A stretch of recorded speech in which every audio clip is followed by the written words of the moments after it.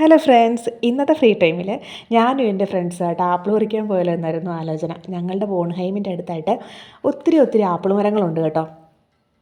Apple പറിക്കാൻ പോയി ഞങ്ങൾ ആദ്യം പറിച്ചത് പിയറാണ് കേട്ടോ. കാരണം പിയർ നമുക്ക് പച്ചയ്ക്ക് കഴിക്കാനാണെങ്കിൽ നല്ല ടേസ്റ്റാണ്.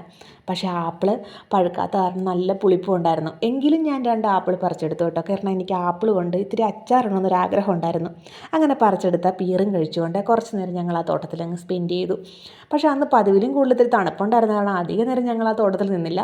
ഞങ്ങൾ തിരിച്ച് ബോൺഹൈമിലെത്തി. പറിച്ചുകൊണ്ട് വന്ന ആപ്പിൾ ഞാൻ പിറ്റേ ദിവസത്തേക്കായിട്ട് മാറ്റി വെച്ചില്ല കേട്ടോ. അന്ന് തന്നെ തട്ടിക്കൂട്ടി അച്ചാറും ഉണ്ടാക്കി. അങ്ങനെ ആ ദിവസം അങ്ങ് കടന്നുപോയി.